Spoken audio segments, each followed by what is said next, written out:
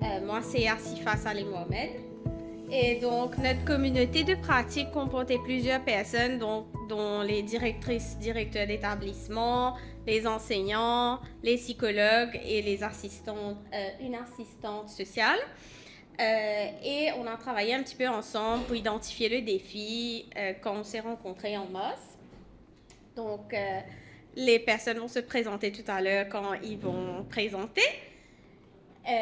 On vient directement à la problématique, le défi en particulier qui a été identifié pour les mathématiques, c'est surtout par rapport aux exercices de résolution de problèmes.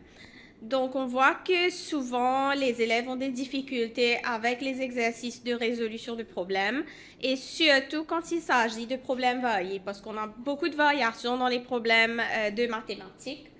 Et on voit qu'il y a un manque de motivation des élèves. Et la difficulté pour les enseignants, c'est surtout, on parle beaucoup de classes à niveau varié. La difficulté, c'est d'inclure tous les élèves par rapport aux classes où on travaille sur la résolution de problèmes et de faire la différenciation en classes. Donc, pourquoi c'est important ça? Ben, déjà, on sait qu'un des objectifs majeurs du National Curriculum Framework, c'est le développement de la pensée critique. Et ça forme aussi une partie conséquente dans l'évaluation au niveau national. Peut-être il faut juste que je mentionne qu'on a travaillé dans une communauté de pratique où il y avait 2 écoles primaires, dont Albion Government School et Aimé Césaire Government School, qui est une école ZEP. Donc, voilà, en termes de justification, on voit que souvent les élèves ont peur des problèmes. Donc, ils ne veulent pas résoudre les problèmes. On voit que les élèves ne vont même pas essayer de résoudre des problèmes. Pas tout le monde, bien sûr, mais beaucoup. Les enseignants nous disent qu'il y a un manque de compétences en termes de stratégie au niveau de la résolution des problèmes. Et aussi, on voit qu'il y a une très grande importance sur le raisonnement et la démarche. Trop souvent, en mathématiques, on met l'emphase sur la bonne réponse et non pas sur le raisonnement et la démarche. Et c'est ce qu'on a voulu faire dans cette expérimentation. Donc voilà une parole d'un enseignant qui nous dit que c'est très difficile pour les élèves de résoudre des problèmes, ils ne peuvent pas résoudre, ils ne savent même pas les calculs basiques, certains n'essayent même pas de répondre et ils se retrouvent en difficulté quand il s'agit de problèmes qu'ils n'ont pas l'habitude de voir, donc des problèmes qui sont non routiniers. Pour revenir sur, donc, juste pour donner le contexte un petit peu, nous aussi, les écoles, les personnes participantes n'étaient pas là pendant la formation d'apprendre qui s'était tenue en 2024. Donc, ils ont dû s'approprier de la documentation. Donc, on a eu des va-et-vient aussi avec l'experte et bien sûr, certaines des sources scientifiques qu'on a consultées pour pouvoir utiliser ça pour planifier quelque chose au niveau de l'expérimentation. Mais en particulier, on s'est appuyé sur la formation d'apprendre qui s'était tenue en 2024, où on a parlé beaucoup des types de problèmes, la différenciation et aussi l'approche par problème. Et finalement, avant de passer la parole aux autres membres de la communauté de pratique, ce que je voulais dire, c'est qu'en général, dans une classe de mathématiques typique à Maurice, on voit que la séance commence par les prérequis. On vérifie les prérequis des élèves. On fait une présentation de l'activité et on donne ce qu'on appelle un work example. L'activité est guidée. Il n'y a pas autant de temps de recherche pour les élèves. Et suite à ça, on va résoudre un problème ensemble et les élèves auront à travailler d'autres problèmes en autonomie. Et finalement, on va faire récapitulation, rémédiation et on va donner des devoirs pour la classe ou pour faire à la maison. Mais quand on regarde dans la recherche au niveau de la didactique des mathématiques, on voit que le déroulement d'une séance de mathématiques va commencer avec la donnée de la consigne, un temps de recherche pour les élèves, donc leur permettre de travailler en autonomie, voir quelles stratégies ils vont utiliser, finalement faire une mise en commun pour discuter des réponses possibles, des stratégies possibles, voir ce qui est effectif, ce qui n'est pas effectif, et faire une synthèse et institutionnaliser ce qu'on a appris. Et dans les deux cas, à l'école Aimé Césaire et à l'école Albion, on a essayé de faire ça, mais on a eu l'emphase à Aimé Césaire a été mise sur les différentes représentations et les différentes stratégies, et l'emphase à Albion a été mise sur un problème ouvert. Donc, je vais laisser la parole à M. Coutu-Permal qui va continuer pour nous expliquer ce qui a été fait à l'école Aimé Césaire, enseignant de grade 5.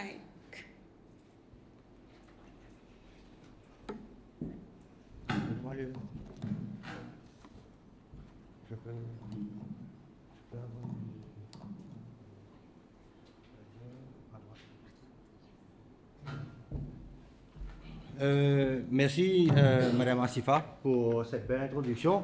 Moi, c'est Sandy Coutu-Permal, enseignant de la grade 5 à l'école Aimé Césaire de Caen-le-Vieux. Donc, moi, pour aujourd'hui, ce sera plus les idées, les pistes d'action envisagées. Donc, en gros, 3 parties. Donc, première partie, l'évaluation diagnostique, sur laquelle je vais parler dans un petit moment. L'étape 2, la préparation et l'implémentation des leçons en utilisant des nouvelles techniques pédagogiques. Et pour terminer avec l'évaluation. Pour juger le progrès des apprenants. Donc, en ce qui concerne ma partie, donc, les approches qu'on a utilisées, on a décidé de commencer par une évaluation diagnostique. Je ne vais pas aller vous décrire définir c'est quoi un diagnostic, mais cependant, ce que je vais faire, moi, je vais vous justifier, en fait, pourquoi on a décidé de commencer par une évaluation diagnostique. Donc, c'est plutôt pour identifier. Identifier pour pouvoir savoir vraiment la marche à suivre par la suite. On décide d'identifier les difficultés rencontrées par les apprenants, bien sûr. Donc, par exemple, on a la compréhension des énoncés. Donc, on se rend compte, surtout les enseignants, on est dans le domaine depuis longtemps, on est dedans pratiquement tous les jours. On se rend compte que la manière de mettre les questions, la façon dont on tourne les questions, ça prête à confusion des fois. Donc, le degré de confiance des élèves par rapport au problème et aussi identifier les besoins d'apprentissage. Éclairer la planification pédagogique. Donc, ça, c'était la rationale derrière faire une diagnostic, en fait. Donc, vous allez voir là-bas, on a mis 3 petits smileys. Pour chaque question qu'on a mis pour l'évaluation, on a mis ces 3 petits smileys là pour pouvoir juger d'un point de vue personnel la confiance des enfants. Donc, ils faisaient les questions par eux-mêmes. On ne les guidait pas. Ils étaient livrés à eux-mêmes pour faire les questions, pour essayer de faire les questions, essayer de résoudre les problèmes. Le smiley vert, c'était pour ils sont satisfaits, ils sont confiants, ils sont pratiquement sûrs de la réponse. Le deuxième et la troisième, ils ne sont pas sûrs, ils ne sont pas confiants, ils ont peur, etc. Donc, on a voulu mettre ça sur toutes les questions. Donc, le plan d'action est expérimentation, résultats et observation. Donc, ça, c'était l'étape 3 et 4. Vite fait, un petit aperçu de l'école. On a deux écoles dans notre communauté de pratique, les mathématiques. Donc, première école, l'école d'Aimé Césaire, qui se trouve à Rosil. Une école, comme Madame Asifa a dit, une école ZEP, construite en 98, ouvert en 2000, etc. Je ne vais pas rentrer dans les détails. Juste pour vous dire que c'est une école avec une superficie de 600 enfants. Donc, pourquoi je vous dis ça? Je vais vous expliquer dans un petit moment. C'est une école très très grande pour la population qu'on a. 158 élèves, one stream comme on dit ici, mais c'est une très grande école pour très peu d'élèves. Donc, je vais revenir là-dessus dans un petit moment. L'école de Albion, à Albion bien évidemment, construite en 2009, 5727 mètres carrés, 110 élèves. Donc plutôt similaire en termes de population. Mais pas juste en termes de population, vous allez voir un petit peu plus tard que même en termes de niveau, c'est pratiquement similaire. Donc, laissez-moi aller un petit peu dans le côté un petit peu plus technique ici. Donc, pourquoi je vous ai dit ça tout à l'heure, un petit moment? On a 3 classes. On a la classe de grade 4 à Aimé Césaire, avec 15 garçons et 15 filles. On a la classe de grade 5 à Aimé Césaire toujours, 10 garçons, 12 filles. Grade 4 à Albion, 13 garçons et 14 filles. Donc comme vous voyez ici, là, le pourcentage de réussite est de 56%, 50, 51. On parle uniquement de mathématiques ici. Hein? Donc le niveau, le résultat est plutôt similaire. Même en termes de points forts et de faiblesses, on va dire ça comme ça, les points forts, EDLP, les tablettes, les enseignants, ils sont également formés partout. Les enseignants de soutien, le soutien des ONG, de la communauté, avec quelques faiblesses bien évidemment qu'on peut voir un petit peu partout à toutes les écoles. Absentéisme, support parental limité, les barrières linguistiques, les connaissances préalables limitées. Pourquoi je vous dis tout ça? C'est on a voulu vraiment, de un point de vue technique et scientifique, bloquer les variables. Bloquer les variables en termes de qu'est-ce qui pourrait affecter ce qu'on veut faire en termes de mathématiques. Juste pour comme si nous concentrer sur comment on peut améliorer ce qu'on veut, comme si ce qu'on veut faire, comment est-ce qu'on peut trouver une solution par rapport à l'arithmétique, à la mathématique, aux mathématiques, pardon. Donc ça, c'était le côté un petit peu technique. Maintenant, les actions concrètes mises en place à l'école d'Aimé Césaire pour la grade 4 et la grade 5. Donc, l'évaluation diagnostique, comme je vous ai dit, analyser l'évaluation, la planification et l'implémentation des leçons sur les problèmes avec des structures additives. Donc, quand je dis structure additive, c'est additive et soustractive. Hein? Donc, les observations en classe faites par nous-mêmes, la maîtresse d'école, analyse des questions portant sur l'anxiété en classe, des mathématiques, et l'évaluation et analyse des résultats. Maintenant, allons rentrer un petit peu sur le questionnaire lui-même. Donc, le questionnaire diagnostique, je vais prendre quelques questions. Je vais pas aller sur le questionnaire en entier.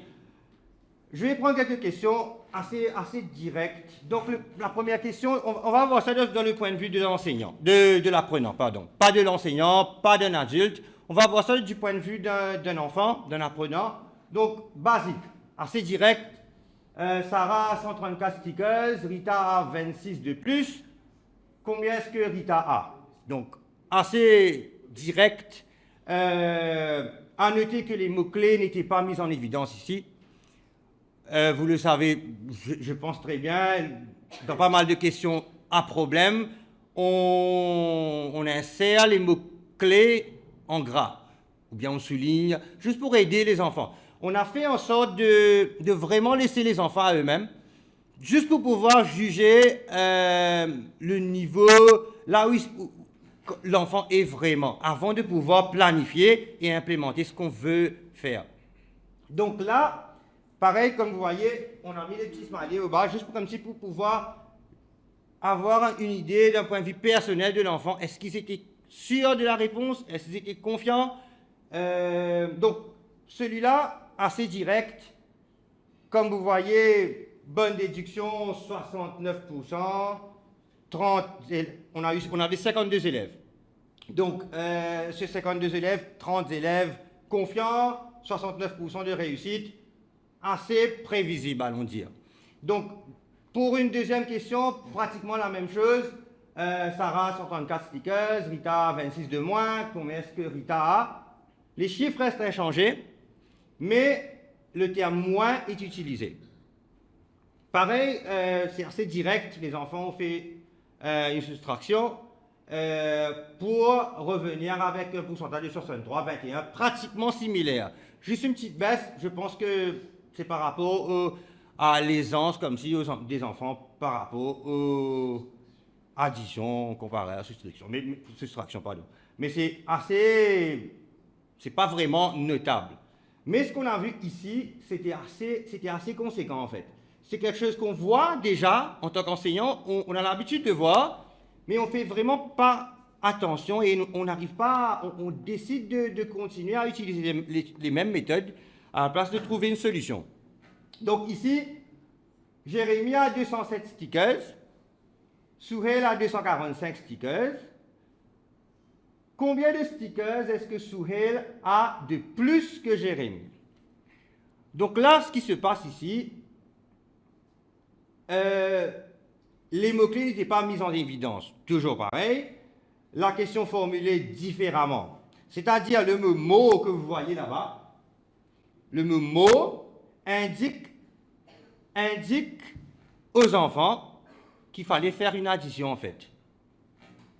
C'est ça le petit truc qui nous a fait comme si nous pencher vers quelque chose qu'on va voir ultérieurement. Donc là, quand les enfants ont commencé à voir, quand ils ont vu mot, là, ça a carrément chuté. Mauvais calcul ou pas fait carrément, c'était 79%. Donc, pas juste ça. En termes de confiance, les enfants n'étaient pas confiants ou c'était mitigé. Donc, ils savaient que peut-être le calcul était mal. Donc, ce qui nous a... ça, c'est un petit peu comment ça s'est passé, la question, etc., avec les réponses. Le constat. Le mot indicateur, le keyword qu'on appelle le mot-clé, en fait, n'est pas forcément l'opération arithmétique.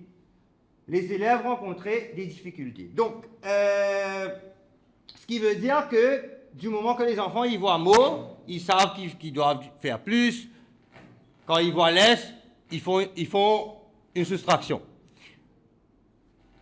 La difficulté avec les problèmes plus complexes, quand il y a plusieurs étapes, les enfants rencontrent des difficultés. Maintenant, les enfants utilisaient des opérations systématiquement pour résoudre les problèmes, avec peu de variations dans les représentations pour résoudre les problèmes.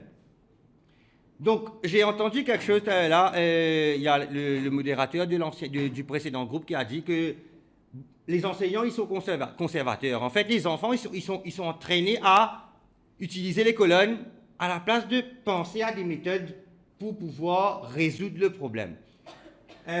Donc, la concentration sur la structure additive et soustractive liée à la résolution des problèmes. Aider les élèves à comprendre les termes plus et moins dans le contexte de la résolution des problèmes. Donc, le but, ce n'était pas de résoudre le problème. Le but, c'était de faire que les enfants essaient de résoudre le problème, même en partie ou en totalité.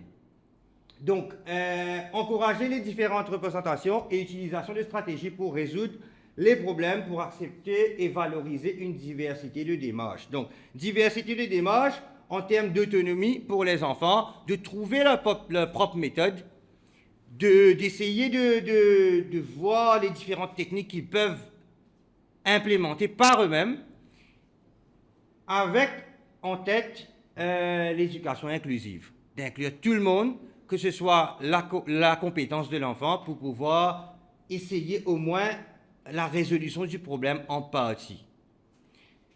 Et entamer une démarche de séance de leçons en phase, donner de la consigne, temps de recherche, mise en commun et synthèse. Donc, pour moi, je pense que ce sera tout. Je vais laisser la place à M. Corot qui va vous parler de l'implémentation, de la planification. Donc là, on a fini avec la diagnostic. Donc là, on va commencer avec la planification et l'implémentation. Merci.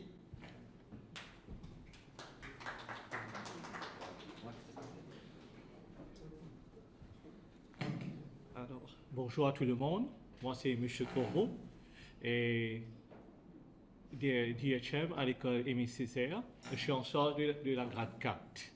Alors, mon intervention sera essentiellement concentrée sur l'implémentation des 2 leçons qu'on a fait à l'école Aimé Césaire. Alors, tout d'abord, avant de commencer, alors l'enseignant a donné du temps, comme on a dit auparavant, l'enseignant a donné du temps à l'apprenant pour essayer par eux-mêmes, pour éveiller leur curiosité surtout. Comme on dit, on a appris à MAI, the child is not an empty vessel. Okay? Et puis, il y avait l'intervention du support teacher qui a été sollicité essentiellement pour la lecture, surtout pour les apprenants en difficulté. Alors, pour lire, quelquefois, on a dû translate, on a fait en créole mauricien pour que les enfants comprennent. De plus, ce qu'on a vu aussi, ce qu'on a fait, on a fait 3 groupes homogènes. 3 groupes, on avait les apprenants performants, les apprenants en difficulté et les borderliners. Les borderliners, eux, ils ont eu des objets manipulables pour essayer de compter. OK? Pour compter. Alors, si vous regardez bien le slide, OK? Les questions se ressemblent. OK? Mais les énoncés sont différents. OK? C'est formulé différemment. Bien sûr, si on regarde bien les statistiques, là, on n'a que les 2 groupes. Là, hein? Tout à l'heure, on va voir pour les élèves performants. Là, on a pour ceux qui ont été aidés par le support teacher, il y avait 10 élèves, et ceux qui ont utilisé les objets pour compter. Alors, les 2 premières questions, 2 premiers exercices étaient assez directs. Pareil comme on a fait tout à l'heure, il y avait more et less. Alors là, on regarde bien là. C'était assez bien fait. Même la première question, ceux qui ont utilisé les objets, tout à l'heure, on va voir les photos où les enfants étaient actifs à compter. Alors, 16 sur 16 et 10 sur 10, addition, c'est un petit peu plus facile pour les élèves. Mais par contre, la soustraction, pareil, comme on a eu dans le diagnostic, pour les enfants qui ont été aidés par le support teacher, ça a été 10 sur 10. Mais par contre, ceux qui ont utilisé les objets ont eu un peu de difficulté. Maintenant, quand la question est formulée différemment, maintenant, à partir de la question 3 jusqu'à 6, là, on remarque que ça devient très difficile pour les enfants. Alors, comme on le sait, les enfants se concentrent beaucoup sur les mots indicateurs, more, less. Alors, pour certains, more veut dire plus, less c'est addition. Alors là, quand on a changé, on a reformulé différemment. Alors là, on voit que les enfants ont eu des difficultés. OK? Pour la première réponse. Là, on voit les élèves performants, ce qu'on appelle les high flyers. Presque pareil, si on regarde bien les statistiques, presque pareil. Alors, ils vont faire rapidement more, les 2 fois sur more et less, pour eux c'est facile. 18 sur 18, 12 sur 18. Alors là, toujours, on remarque que la soustraction est un petit peu plus challenging pour les enfants. Maintenant, arrivé avec les questions qui sont formulées différemment, là, on va voir que les enfants ont eu beaucoup de difficultés à avoir les réponses. Maintenant, alors là, on a des gravures où on voit les élèves en pleine activité pendant la leçon. Là, ils sont en train d'utiliser les doigts pour compter. Alors, il est à noter que, si on regarde, on retourne là, alors les apprenants en difficulté et les borderliners, on a mis des chiffres assez faciles pour eux. OK? Pourquoi? Parce qu'ils auront des objets manipulables à utiliser. Alors, on doit essayer d'être réaliste. OK? On ne peut pas donner 100 crayons à un enfant pour compter. OK? Alors, c'est pour ça, ici, on a donné, on a changé, on a baissé le niveau, on a adapté le niveau aux apprenants. Voilà, là, ils sont en train de compter. Et là, on remarque aussi, on va voir ici, là, avec les crayons. Là, on a le support teacher qui est en train d'aider, surtout à lire. Seulement pour la lecture, pas les aider à travailler. L'enseignant était comme un facilitateur, on était là pour guider les élèves à voir s'ils travaillaient bien, pas comme s'ils les spoon-feed, comme s'ils faisaient la question pour eux. Maintenant, concernant les high flyers, bon, les apprenants en difficulté, ils avaient des crayons pour travailler, ils avaient le support du prof de soutien, mais eux, ils ont utilisé beaucoup le bar method que j'utilise en classe, ok? Le bar method, et là, c'est pour ça que je les guidé beaucoup avec ça. Certains ont bien travaillé avec le bar method. Là, on voit le travail en groupe, et on voit aussi que il y avait des élèves qui travaillaient individuellement, avec des crayons, tout ça, mais il y avait certains qui travaillaient en binôme. Alors, comme on sait, le peer tutoring, c'est très important, comme je le dis souvent avec mes élèves. Une façon de comme si mémoriser les choses, c'est en sharing, en partageant avec nos amis, ou bien en enseignant avec nos amis, ça reste plus dans notre mémoire. Alors maintenant, on va venir avec la leçon 2. Alors, c'est un peu plus différent ici. On s'est concentré surtout sur les différentes représentations d'un problème, ainsi que les solutions, par exemple, le bar method. Alors, comme on le sait dans les examens, alors les questions sont formulées différemment, surtout à la fin des papiers, pour essayer de voir la compétence des enfants. Alors là, on a aussi utilisé les mêmes chiffres. Bien sûr, si vous regardez le slide, alors les questions se ressemblent aussi. Okay? Si on avait changé les chiffres, certains enfants ont regardé les chiffres pour avoir la réponse directement là-bas. Si on mettait les chiffres différemment, facilement, ils auront trouvé les réponses. C'est pour ça qu'on a gardé les mêmes chiffres. Et là, on est resté que sur more and less. Okay? Alors, bien sûr, toujours là, les deux premières questions ont été bien travaillées, vous allez voir tout à l'heure. Okay? C'était assez direct, mais avec ces deux-là, ils ont eu des difficultés. Alors, vous regardez bien les différentes façons qu'on a présentées. On s'est concentré sur le processus. Comme vous le savez bien, en mathématiques, les enfants ont des points sur le procédé. Comment on travaille sur les calculs, et puis à la fin, c'est la réponse. Okay? Alors là, on a vu différentes façons de présenter, de travailler un problème. On a les calculs, on a le bar method, okay? Les différentes façons, on a vu. Alors, là, on voit que c'est mieux. Hein? C'est mieux que la leçon 1. Les chiffres sont un petit peu mieux. Okay? Toujours question 1 et 2, c'était assez direct. Hein? On a vu la plupart des enfants pouvoir travailler. Toujours le problème de soustraction encore. Okay? Mais questions 3 et 4, toujours un petit peu moins, mais c'est mieux. On a eu le progrès. Okay? Alors là, c'est une observation qu'on a fait sur le travail d'un apprenant avant et après le projet. Alors ça, c'est dans le diagnostic. Okay? Hein? L'enfant a fait, là, au lieu de faire minus, okay, de faire soustraction, il a fait plus, mais il était, regardez bien, il était content. Okay? Il était correct, alors il a vu more, alors j'ai bien travaillé, ok, c'est plus. Mais après la leçon, on a fait une autre évaluation, hein, le même enfant, voilà, questions qui se ressemblent, ok, pas la même question, mais ça se ressemble, ok, il y a toujours le mot indicateur more qui est là, alors là, l'enfant a fait minus, ok, il a compris que, alors on pouvait reformuler une question, avoir différents énoncés pour une seule question. Alors, surtout que more, c'est pas tout le temps on va faire addition. Alors, je vais passer la parole à mon collègue de l'école Albion. Il va vous présenter la leçon 3 qui est pour l'école de Albion. Merci.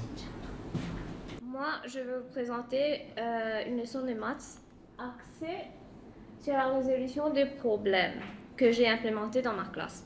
L'approche choisie est différente du modèle traditionnel, donc au lieu d'expliquer étape par étape, j'ai donné aux élèves une question un problème ouvert. Les objectifs étaient d'observer comment les élèves de niveaux différents abordent le raisonnement mathématique, comparer les différentes stratégies et surtout donner confiance à tous les élèves dans la résolution de problèmes mathématiques. Pour cette activité, on a divisé la classe en 4 groupes. Donc, il y avait un groupe d'élèves très faible, un groupe d'élèves d'apprenants lents et un groupe au niveau moyen et aussi un groupe d'élèves très performants. Chaque groupe a reçu une fiche contenant 2 problèmes de mathématiques et on leur a donné l'occasion de choisir celui qu'ils souhaitaient résoudre. Voici les questions données aux élèves. Donc, comme vous pouvez le constater, ce sont des problèmes avec des situations concrètes. Par exemple, il y a parking lot et forme. La deuxième question est un peu plus simple parce que les chiffres donnés sont un peu plus bas.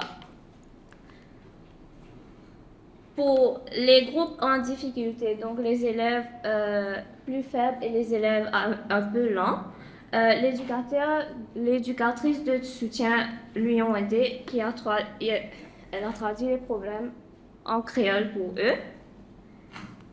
Donc, les élèves ont d'abord travaillé individuellement, puis en groupe avant de passer à la solution collective. L'objectif de ce dessin était d'aider les élèves à mieux comprendre la question et aussi de s'assurer qu'ils ont compris chaque mot dans la question.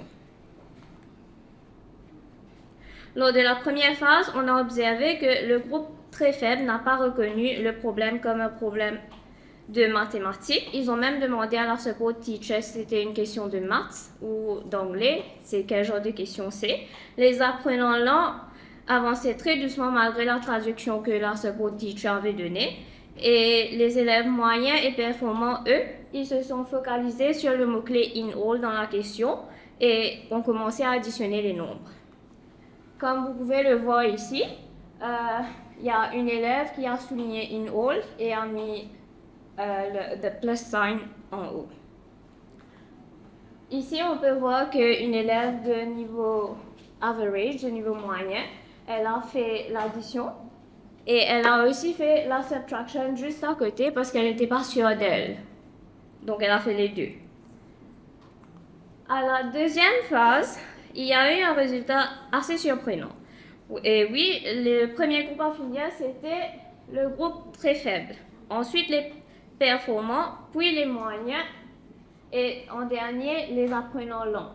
Les stratégies utilisées par les élèves étaient des stratégies visuelles comme les roues, bateaux, véhicules et les dessins d'animaux. 2 élèves, eux, ont mal fait au départ, mais grâce à leur dessin à l'aide du prof de support, ils ont réussi à trouver la solution.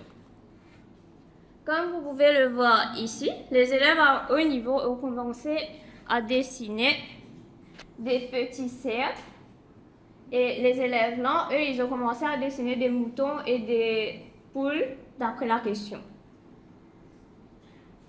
Pareil, ici,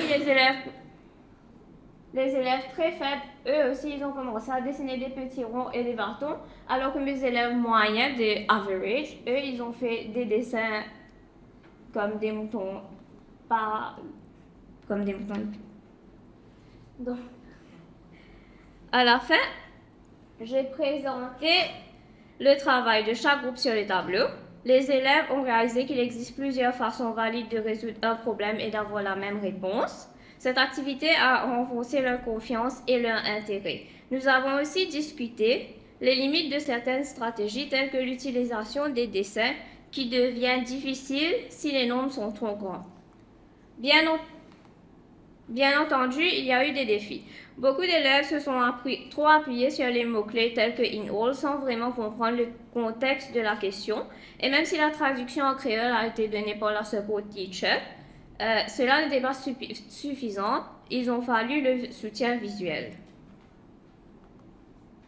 Donc, cette expérience a montré plusieurs points positifs. Les élèves ont développé leur propre stratégie, ce qui a permis une compréhension plus profonde. L'autonomie et le travail en groupe ont stimulé la créativité. La motivité et la persévérance étaient visibles, y compris chez les plus faibles. Et surtout, grâce au soutien linguistique et visuel, même les élèves en grande difficulté ont pu montrer qu'ils possèdent les capacités de raisonnement nécessaires pour réussir si on leur donne du temps et peut-être même des outils adaptés. Contrairement à la méthode traditionnelle où l'enseignant montre et les élèves copient mécaniquement ce qu'on leur montre, où je leur aurais peut-être expliqué directement ou même mettre l'emphase sur les mots-clés tels que in all, total, left, less, more. Ici, les élèves ont collaboré et ont raisonné ensemble. et représenter les problèmes visuellement. Cette méthode est plus inclusive. Elle montre que les difficultés ne sont pas liées à une manque de capacité, mais souvent à des barrières comme la langue, la confiance en soi ou la méthode employée. On va maintenant passer la parole aux psychologues qui font partie de la communauté de pratique, qui vont nous donner un petit aperçu sur l'anxiété en mathématiques. Surtout qu'on a passé un petit questionnaire à l'école Aimé Césaire avec les élèves de grade 4 et 5. Merci de m'avoir donné la parole. Bonjour tout le monde. Moi, je suis Miss Coco, la psychologue de Aimé Césaire. Donc, pour commencer, j'aimerais partager avec vous les expériences de deux de mes élèves de 5e année. Donc, pendant nos sessions individuelles, je leur demande le résultat de 2e trimestre. Donc, le premier, l'apprenant numéro 1, lui, il me dit qu'il a eu un partout. Mathématiques, anglais, français, histoire géo, sciences, un partout, mais seulement en mathématiques, il a eu 5. Et l'enfant numéro 2, lui, il me dit qu'il a eu 5 dans toutes les matières, mais en mathématiques, il a eu 1. Mais comment expliquer cela? Comment ça peut être? C'est probablement l'anxiété en mathématiques. L'anxiété en mathématiques est une forme de stress ou de peur intense ressentie par les apprenants lorsqu'ils sont confrontés à des tâches mathématiques. Par exemple, lorsqu'ils doivent travailler avec des chiffres, faire des calculs ou résoudre des problèmes mathématiques. Que ce soit en classe, en binôme, en groupe ou pendant les évaluations, vous allez voir que les enfants, ils ont des anxiétés mathématiques. Qu'est-ce qui se passe? L'anxiété mathématique, ça se manifeste par des réactions physiques comme des tremblements, des maux de tête, maux de ventre, des sueurs, mais par contre aussi par des blocages cognitifs. Qu'est-ce qui se passe? Les enfants, ils ne comprennent pas, ils perdent toute la concentration. Qu'est-ce qui se passe? Ils perdent la concentration, ils manquent de confiance en soi ou ils perdent la motivation. Et qu'est-ce qui se passe? Il y a la baisse de performance en mathématiques. Et nous voulions en savoir plus sur ça. Donc, avec l'aide des profs, on a travaillé une étude où nous avons, vous allez voir qu'on a pris un échantillon de 13 filles et de 12 garçons. On a fait ce questionnaire, The Children's Mathematics Anxiety Scale, où les enfants ont utilisé, ils ont fait ce questionnaire. On avait 3 types d'émoticônes où ils pouvaient expliquer leur niveau de stress. Celui-ci représente pas l'anxiété, ici c'est neutre et probablement l'anxiété. Donc on avait fait ça avec les enfants et voilà les résultats. Qu'est-ce qu'on a vu? Que 24% de l'échantillon n'ont pas représenté d'anxiété, par contre 40% étaient neutres, mais par contre cependant 36% de l'échantillon représentait un certain niveau d'anxiété. Mais comment expliquer cela? C'est probablement à cause d'une mauvaise expérience passée, comme un échec ou une humiliation en classe. Probablement, il y a aussi des stéréotypes sociaux. Mais par conséquent, qu'est-ce qui se passe suite aux anxiétés mathématiques? Il y a un évitement des matières scientifiques et des limitations des choix professionnels. Donc, les enfants vont probablement pas choisir les professions qui sont liées aux mathématiques. Mais ce qui est plus important, c'est que les enfants vont probablement avoir une baisse de l'estime de soi ou confiance en soi et aussi une baisse des résultats et performances académiques. Mais qu'est-ce qu'on peut faire dans ce cas-là? Donc, M. Virapa va nous expliquer. Bonjour tout le monde, donc M. Virapa, psychologue à l'école Albion Government School. Alors, comment remédier à ces problèmes de mathématiques? C'est créer un climat bienveillant, donc valoriser les erreurs comme des opportunités d'apprentissage, donc utiliser d'autres méthodes au lieu de dire de mal faire ça, mais on explique vraiment qu'est-ce qu'il y a, quelles sont les méthodes qui ont été mal utilisées et trouver la solution facile avec l'enfant. Diversifier les approches, manipulation, travail en binôme et groupe et projet, utiliser les objets, utiliser d'autres façons d'apprendre, pas juste papier, crayon ou tableau, mais je pense que à l'époque, je me rappelle encore, on utilisait ce qu'on appelle le abacus pour compter, donc qui favorisait le jeu dans la classe. Dédramatiser les évaluations, donc proposer des formats variés, des auto-évaluations, des feedbacks constructifs, même une petite réussite, comme je le dis souvent aux parents et aux enseignants, une petite réussite, c'est le côté positif à dire à l'enfant, ah ben tu as réussi cette partie, c'est très bien, maintenant comment tu vas faire pour l'autre partie? Et non, tu as mal fait, on refait. Non, on trouve les petits points positifs pour augmenter l'estime de soi de l'enfant. Encourager la verbalisation, donc faire parler les enfants au lieu de juste lire, parce que des fois, verbaliser permet de voir le problème, de voir les chiffres même, de s'apercevoir des chiffres on va dire, dans l'espace un peu. Donc, ça permet de mieux gérer le problème. Collaborer avec les familles et les psychologues scolaires. Donc, nous, ce qu'on fait, c'est on évalue s'il y a dysorthographie ou dyscalculie et ainsi permettre de mettre en place des stratégies pour accompagner l'enfant. Donc, travailler sur les problèmes peut-être visio-spatial ou sinon en oral. Donc, c'est ça qui permet de faire avancer l'enfant. Aussi, intégrer des jeux et des puzzles. Donc, je sais que intégrer les jeux dans les classes, donc on va se dire, ben non, ben l'enfant ne va pas apprendre, mais il va jouer plutôt. Mais des fois, ça aide parce que on apprend. Si vous voyez bien, donc des fois, quand je fais les évaluations, l'enfant, si je lui dis, ben, tu connais les alphabets, il va chanter les alphabets. Donc, en chantant, on apprend beaucoup de choses. Bon, les jeunes, maintenant, ils apprennent tous les chansons sur YouTube. Donc, je pense qu'on peut essayer de passer à travers d'autres alternatives d'enseignement. Utiliser la technologie, donc les applications, les sites web dédiés aux mathématiques. Donc, tablette, je sais que tablette, EDLP, comme ça, donc ça peut rendre la compréhension plus ludique et le travail des mathématiques plus facile. Encourager le travail de groupe, donc chacun peut aider son ami parce qu'il a compris, parce que des fois, nous on a compris quelque chose, l'autre il n'a pas compris la même chose, donc on essaye de valoriser ce travail en groupe et utiliser des exemples concrets, donc les pizzas qui se taillent en 12 parts, en 4 parts ou en 8 parts, donc on essaie d'expliquer les fractions aux enfants, donc à travers la nourriture.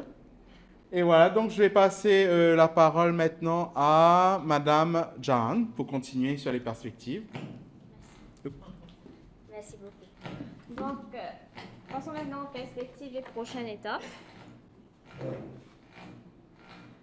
Tout d'abord, l'approfondissement des expérimentations dans d'autres classes et même dans d'autres écoles nous permet de partager nos expériences, d'observer différentes approches et d'enrichir nos méthodes d'enseignement. Ensuite, la collaboration avec la communauté de pratique sur les évaluations est essentielle. Cela nous aidera à réfléchir ensemble sur les meilleures façons d'évaluer les élèves et à harmoniser nos pratiques pour une plus grande efficacité.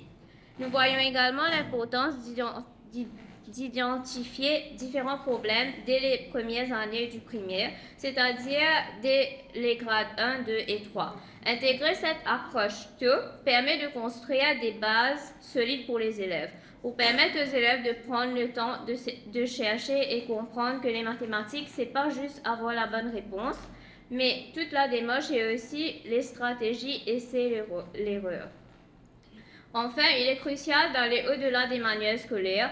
Prendre le temps de préparer nos leçons avec soin nous permet d'adapter nos activités aux besoins réels des élèves et de rendre l'apprentissage plus significatif. Identifier les problèmes qui permettent aux élèves de s'investir dans la résolution des problèmes. Nous allons maintenant passer la parole à la directrice d'établissement de Aimé Césaire, l'école gouvernement d'Aimé Césaire, pour terminer cette présentation. Madame Oulas.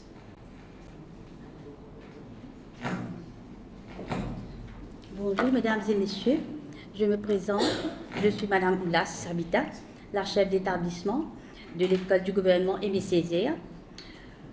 Aujourd'hui c'est un honneur et privilège pour moi de vous adresser la parole. Et pour commencer, je dois dire que mon rôle dans le projet a été plutôt comme facilitatrice, en donnant le support pédagogique et la motivation aux enseignants et élèves dans l'apprentissage des mathématiques, en faisant provision des ressources nécessaires à l'école.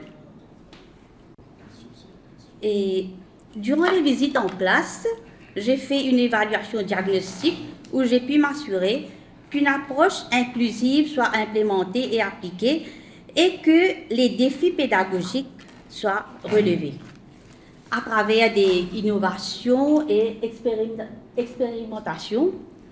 J'ai aussi bien observé la réaction et le progrès des apprenants et encouragé la participation active de tout un chacun. Pardon? Excusez-moi. Oui. Maintenant, l'autre étape, c'est les enseignants en collaboration avec la Early Support Teacher ont mis l'emphase sur l'innovation des stratégies appliquées, c'est-à-dire sortir de la méthode traditionnelle pour aller vers une approche centrée sur l'apprenant, c'est-à-dire un changement de stratégie de l'abstrait au concret. Et on a fait ça à travers des activités plus ludiques, plus réelles. Pour conclure, je dois ajouter que chaque enfant a le potentiel de réussir en mathématiques. Ce qu'il faut, c'est de la patience, persévérance et de l'encouragement, plus la valorisation. Ensemble, faisons en sorte que les mathématiques ne soient plus un obstacle, mais plutôt une porte ouverte vers la réussite. Bon, on termine avec un petit témoignage d'un élève de l'école Aimé Césaire à travers une vidéo qu'on va vous présenter où vous allez découvrir comment il a pu surmonter ses difficultés d'apprentissage des mathématiques, ses appréhensions, ses anxiétés. Finalement, ce qui lui a permis d'aimer et d'apprécier le sujet. Et c'est ça la motivation qu'il faut pour nos élèves.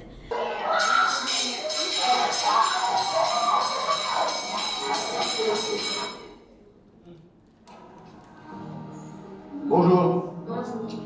Alors, comment t'appelles-tu?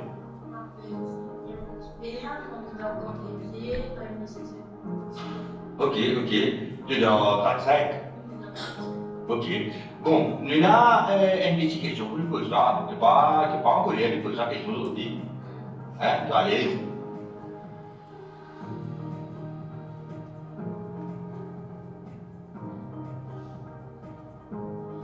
Je suis bien stressée parce que quand tu me devoir là, c'est difficile. Tu vas voir qui va nous voir comme ça. Ok. Ça y est, la fois tu l'expliques vite. Je vais dire un petit peu plus dessus. Ok. La fois tu gagnes bien, la fois tu gagnes mal. Oui. Ok.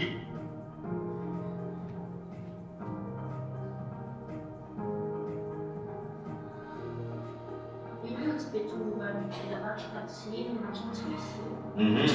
Est-ce que tu trouves un champion comment tu as trouvé dans un numéro, tu expliques mal longtemps, après tu commences à gagner bien. Ok. Moi, je ne gagne pas mes deux, comme tu sais. Ah, tu gagnes mal méthode. Mais comment tu gagnes ça méthode? Comme tu dis, facile, mauvais, tu regardes, ce que tu me dis, si on sort le les bras, avec les mains, soit avec un bouchon, soit avec un petit peu. Ok. Ça veut dire changer de bande d'affaires pour toi-même? Là, tu comptes. Ok.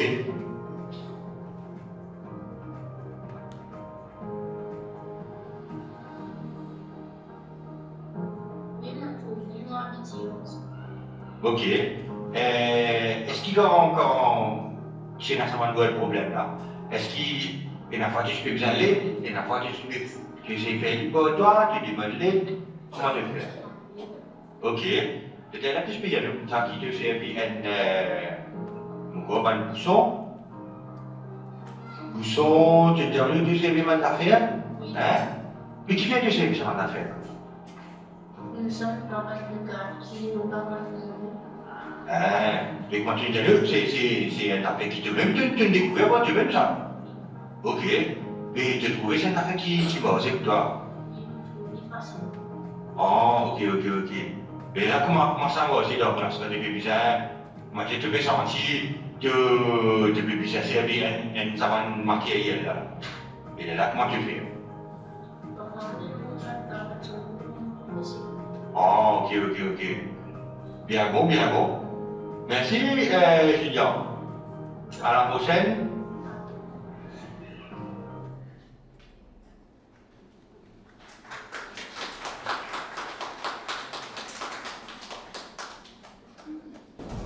Donc, merci beaucoup tout le monde. On voulait remercier aussi les support teachers de l'école de Albion et de l'école de Aimé Césaire.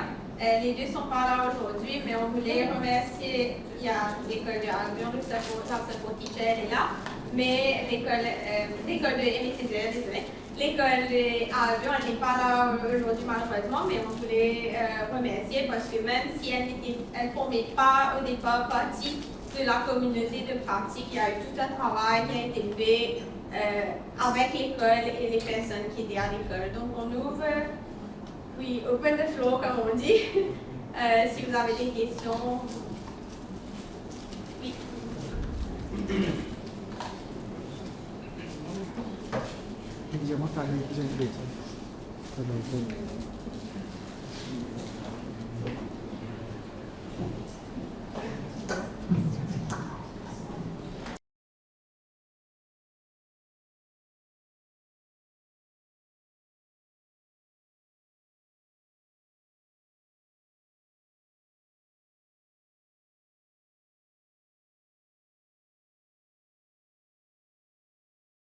C'est ça. Il y a des voitures et des motocyclettes. C'est ça que j'avais compris? C'est ça l'exercice. Mais quelle est la réponse de cette question? C'est ça que je veux savoir. Il y a combien, selon il y avait combien de voitures et combien de motocyclettes? C'est ça que je veux savoir. La réponse de cet exercice. Pardon? 4 motocyclettes, 3 voitures. Mais disons, s'il y a une voiture, ça nous fait 4 roues. Il nous reste 16 roues. Mais ça nous fait 8 motos. Donc on peut avoir une voiture et 8 motos. Ou bien on peut avoir 2 voitures ça nous fait 8 roues et 6 motos. Ou bien 3 voitures et 4 motos. Donc ce que je veux dire ici, c'est une question à solution multiple, n'est-ce pas? Mais pour la primaire, c'est pas trop dur. Je comprends qu'au collège, au secondaire, on peut avoir des exercices comme ça, qu'on appelle multiple solutions. Mais au primaire, je crois que c'est trop difficile. Merci, monsieur, pour votre question. Juste pour préciser, dans la question, il y avait 8 véhicules, donc on ne peut pas avoir 3 voitures. Donc, il faut absolument avoir 8 véhicules en tout. Donc, oui, il y a différentes stratégies à utiliser, dont une stratégie est l'utilisation des dessins. L'utilisation de ce problème ouvert, c'est ça la chose avec les problèmes qui a ce qu'on appelle en anglais le threshold high ceiling problems. C'est un problème que n'importe qui peut commencer, mais qu'on peut étendre si on veut utiliser des chiffres qui sont plus grands. Bien sûr, le dessin ne va pas marcher. Donc, ce même problème, on peut le poser au niveau secondaire où les élèves vont rentrer dans l'algèbre. Mais au niveau primaire, les élèves peuvent facilement résoudre ce problème avec des dessins, par exemple. Surtout qu'on travaille sur ce qu'on appelle les number bonds. Donc, si j'ai 8 véhicules, il faut avoir une set de 6, les number bonds to 8, comme on dit. Donc, les enfants vont pouvoir faire par essai et erreur. Merci.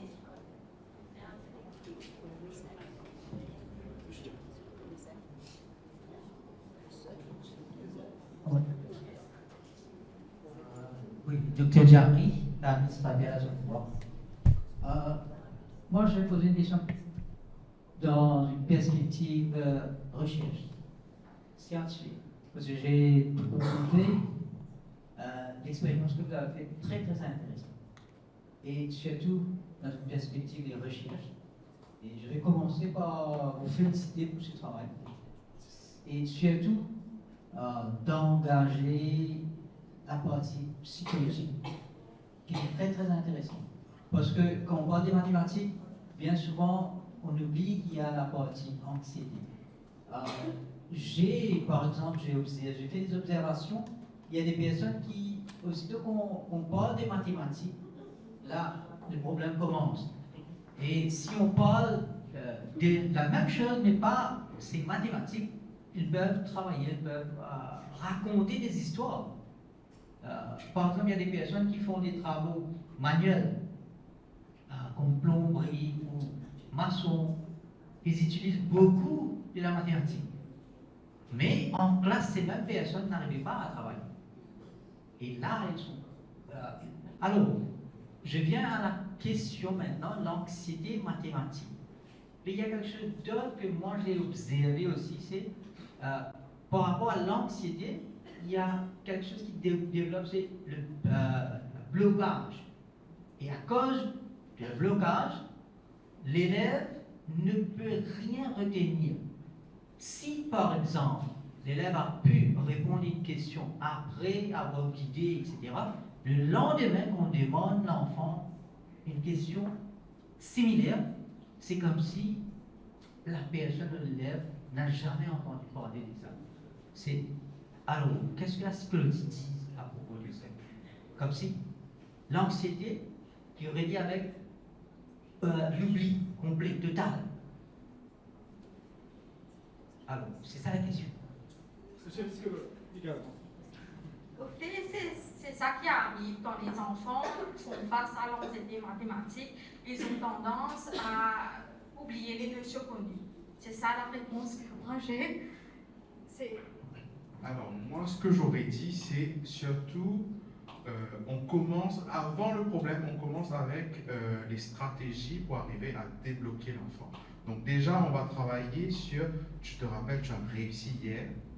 Donc on ne commence pas par le problème directement. Donc on va mettre en place, comme nous les psychologues, évidemment, on va donner des recommandations.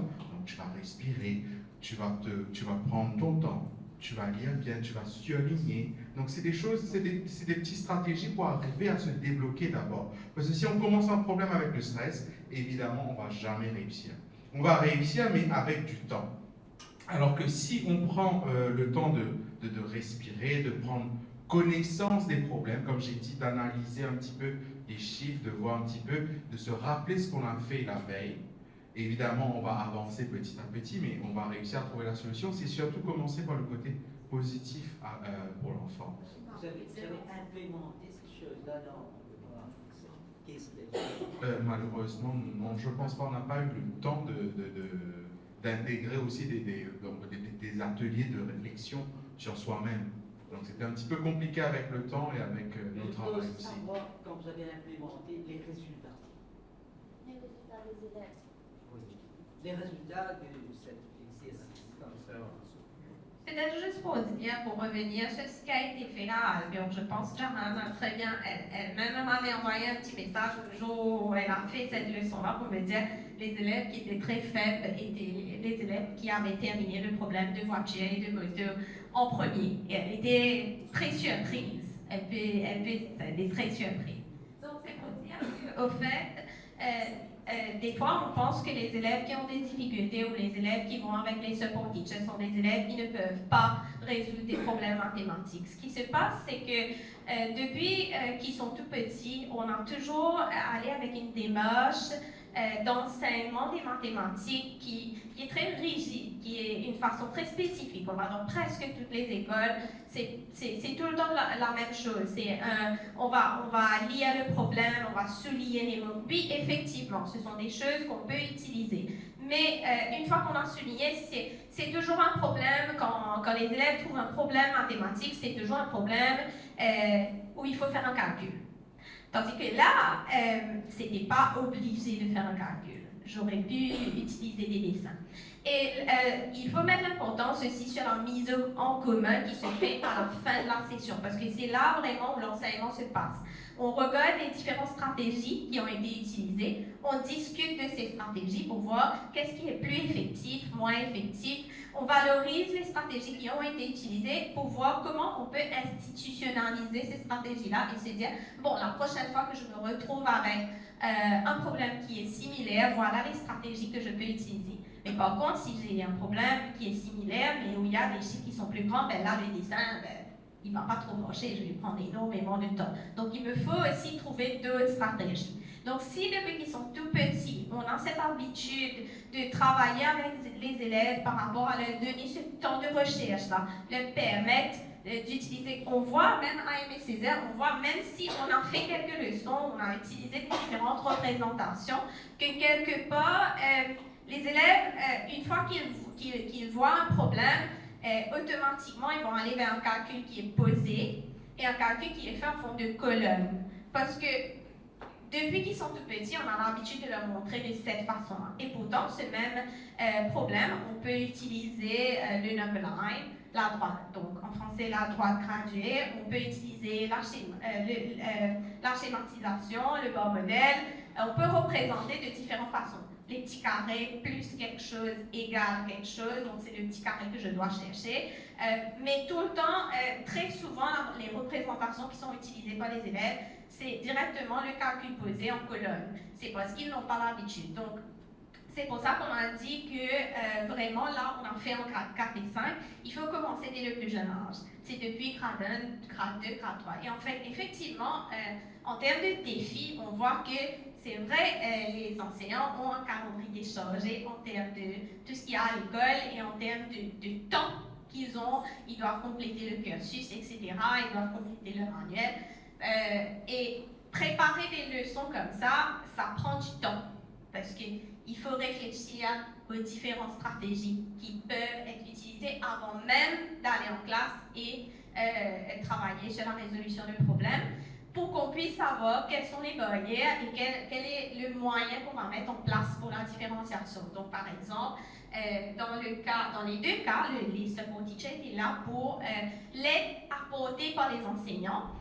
Quand on demande aux élèves de résoudre un problème, l'aide qu'on leur donne ne doit pas être une aide où on lui donne la réponse. Ça doit être une aide qui amène les élèves à la compréhension du problème pour que l'enfant puisse au moins essayer de résoudre le problème par lui. Parce que le moment qu'on donne une réponse à l'enfant, le moment que je vous donne une réponse, je vous empêche quelque part d'apprendre, parce que je vous donne déjà la réponse. Vous n'avez pas l'opportunité d'essayer de résoudre le problème. Pour revenir sur l'anxiété, cette partie-là, il faut que je souligne, c'est venu un petit peu au milieu, c'était pas au tout départ. Donc comme le groupe qui a fait juste avant moi, c'était pas au tout départ. Au tout départ, on n'avait pas ça.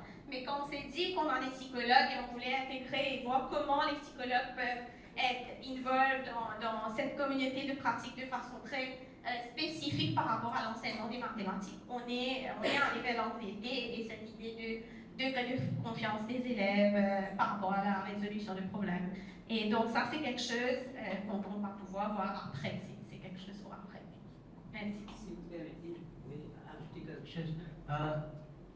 Personnellement, j'ai trouvé ça très très intéressant, la façon que vous avez fait, mais la partie psychologue, peut-être vous n'avez pas pu implémenter, mais ça allait être quelque chose de vraiment, si on allait trouver des résultats sur ça, parce que peut-être le problème des mathématiques, même à les résoudre, parce que bien souvent il y a beaucoup de cas où les élèves sont bloqués à cause de cette anxiété. Et les résultats, ça aurait été bien si on avait pu trouver les résultats. Okay. Alors, merci beaucoup et bonne continuation. Ok, merci beaucoup. Merci, madame. Oui, merci. On va faire une question. Je sais que c'est le déjeuner, on va demander une question. Et puis par rapport à cela, c'est celle que vous posiez. Oui, je vais vous donner la parole. Pour moi, peut-être il faudra comprendre que nous sommes arrivés à cette maturité en termes et éducatifs et pédagogiques également, surtout par rapport à ce qu'on peut faire et ce qu'on peut constater. Fini le jour où on prenait de ce qui s'est passé dans les autres pays, nous avons pas mal de gens qui pensent, qui réfléchissent, et voilà ce qu'on peut faire. Je vous invite à vérifier, ou bien à regarder le film Teresa Midler, où l'enfant, non, vous connaissez bien cette anxiété, c'est pas seulement mathématique. Enfin, si Dr. Jarry a dit cela, il a bien dit, parce que je suis cette personne, enfin, je sors d'une génération qu'on appelle les arithmétiques. Et quand c'est venu mathématiques est venu, mon Dieu, c'était quelque chose de nouveau, mais en même temps, c'est là même donné autant de tracasseries. Alors, n'allez pas comptabiliser jamais, ok? Mais c'est seulement pour vous dire, mesdames et messieurs, c'est quelque chose que nos enfants, surtout dans les écoles ZEP, ils vivent tout cela, tous les jours. Et pas seulement dans les écoles ZEP, dans les autres écoles aussi. Alors, à nous de trouver des solutions valables. Et pour moi, ce sont des thématiques pour des dissertations doctorales, ou bien même postdoctorales. Alors, voilà, c'est ce que je dois vous dire. Mathématiques, ben, ça me donne le froid partout, pas seulement dans le livre. Merci. D'autres questions? Merci beaucoup, Charles. Bonjour à tous, Dr. Manali, secondaire au niveau du ministère de l'Éducation et Quarters. Alors, je suis très intéressé, franchement, vous dire, par la thématique, mais il y a quelque chose, simplement, ce que je voulais comprendre, et pardonnez ma naïveté, s'il vous plaît. Est-ce que vous avez vraiment utilisé l'approche, ce que j'ai pu comprendre, c'est-à-dire Scholarship of Teaching and Learning? Vous l'avez implémenté dedans chaque étape? Parce que j'étais un petit peu confus, je suis désolé, peut-être je suis le seul, mais j'étais un petit peu confus, je n'ai pas vraiment compris comment vous avez intégré les étapes de ce modèle. En premier lieu, s'il vous plaît, merci. En deuxième lieu, c'est que c'est vrai que les mathématiques, c'est quelque chose de très complexe, très difficile, mais c'est pour toutes les matières. J'ai l'impression que quand on analyse les statistiques au niveau du ministère de l'Éducation, c'est vraiment en même temps un casse-tête, je vous dis franchement, dans toutes les matières, on a un souci. Et on ne met pas la faute sur les enseignants, voyez-vous, ça n'a rien à voir avec les enseignants, c'est peut-être l'approche en même temps qu'on doit revisiter. Et M. Parmessan l'a mentionné, c'est qu'il faut contextualiser beaucoup de choses aujourd'hui, c'est une réalité.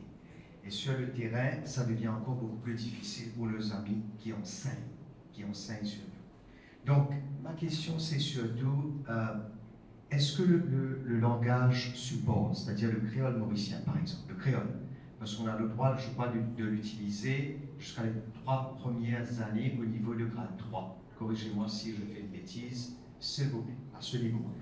Donc, est-ce que c'est pas plus direct, justement, d'utiliser le créole pour expliquer à ses enfants les bases, par exemple, si je prends les mathématiques, parce que vous en êtes des experts, et quand on parle des exemples imagés, comme l'a mentionné en même temps ce gentilhomme, alors hier aussi, c'est justement prendre des choses de base qu'on utilisait, c'est pas revenir vers l'enseignement traditionnel, parce qu'on jette souvent la pierre dessus, injustement, mais c'est peut-être utiliser la langue, justement le support, et des outils, des ressources didactiques ou pédagogiques pour mieux expliquer à l'enfant justement les concepts de mathématiques. C'est ça que peut-être vous allez pouvoir m'éclairer dessus, s'il vous plaît. Merci. Peut-être pour commencer, pour la réponse à la première question, je vais aller assez rapidement. Je sais que tout le monde est prêt pour le déjeuner. Oui, effectivement, c'est justement dans cette approche de Scholarship of Teaching and Learning qu'on a élaboré tout le plan d'action, etc. Et donc, effectivement, contrairement au premier groupe, nous, quand on a présenté, pour ne pas faire le va-et-vient entre les personnes, on a essayé de présenter pour chaque école la partie planification et la partie des résultats ensemble. Ça, c'est une. Deuxième chose, c'est, vous allez peut-être, en tout début, quand moi j'ai présenté la première partie, on a présenté justement les sources qu'on a identifiées, et c'est par rapport à ça déjà que la séquence de leçons qui a été planifiée et implémentée à Aimé Césaire s'est inspirée d'une recherche par rapport à une séquence de leçons avec des problèmes, avec des structures additives et soustractives. Et je pense que c'était en juillet, en fin juillet, on s'était remis ensemble, tout le monde, pour faire une réflexion. Et il y a toujours une partie de l'implémentation qui a été complétée en début de 3e trimestre, si vous voulez. Donc, suite à la réflexion, il y a des petits ajustements qui ont été faits. Et comme je dis, la partie de l'entrée, ça s'est venu un petit peu après qu'on a cerné le besoin et qu'on est rentré vraiment dans la planification et l'implémentation avec les retours qu'on a eu avec l'expert l'aide du GTE. C'est à partir de là qu'on a introduit la partie identité. Donc oui, on est parti dans une démarche de scholarship of teaching and learning. Et pour répondre à votre deuxième question, je pense que ça va être plus les enseignants. Je vais laisser la parole aux enseignants pour parler du langage. Mais je pense juste une petite chose pour dire que très souvent on a tendance à dire que c'est que la barrière de langue qui est là pour les élèves. Souvent on a tendance pour les mathématiques à dire que les élèves ne peuvent pas faire des mathématiques, ne peuvent pas résoudre le problème parce qu'il y a une barrière de langue, parce qu'ils ne comprennent pas l'anglais. Et on voit dans l'exemple d'Albion que juste une traduction n'a pas apporté ses fruits. Donc, même quand on a traduit en créole, l'élève toujours avec quelques difficultés. Donc, ce n'est pas juste une barrière de langue, c'est une barrière au niveau de la compréhension du problème. Donc, l'aide n'est pas juste par rapport à la langue, mais aussi par rapport à une compréhension du problème. Parce que sinon, si on avait traduit en créole, l'élève n'aurait pas dû avoir des difficultés. Mais effectivement, des fois, juste en traduisant, certains élèves vont pouvoir résoudre le problème. Mais ce n'est pas que la barrière de langue, parce qu'on a toujours tendance à aller vers... C'est toujours la langue. Et là, il y a eu une prise de conscience que ce n'est pas que la langue qui pose problème. Ce n'est pas une traduction littérale qui a été faite par le second teacher. Pour commencer, oui. Et même ça aussi, vous avez remarqué qu'il y a des soucis. Il y avait des soucis. En utilisant différentes terminologies aussi. Différentes terminologies, par exemple au niveau de la langue support. Est-ce que quand même ça crée toujours en même temps cette barrière pour que l'enfant puisse comprendre? C'est ça, l'élève ne comprenait toujours pas, même avec la traduction, différentes façons, en créole, en français, peu importe. Même les élèves un peu performants avec des difficultés à comprendre la question exactement. Ils se sont plus focalisés sur les mots-clés, parce que normalement, quand moi j'enseigne, c'est plus, ok, trouver les mots-clés, c'est quoi equal, c'est quoi total, ok, total, addition, ok, left, subtraction, c'est un peu comme ça. Mais c'est les dessins qui l'ont vraiment aidé. Et il fallait, à some point, comme si, il fallait que je leur dise comme ça, ok, ne pensez pas à ce que je fais normalement en classe, essayez de penser un peu différemment. Utilisez d'autres méthodes créatives, essayez de penser à ce moment-là. Il y en a qui ont commencé à dessiner des bons, il y en a qui ont commencé à dessiner des bâtons, et il y en a qui ont dessiné des boules et des chips, des véhicules, tout ça. Merci.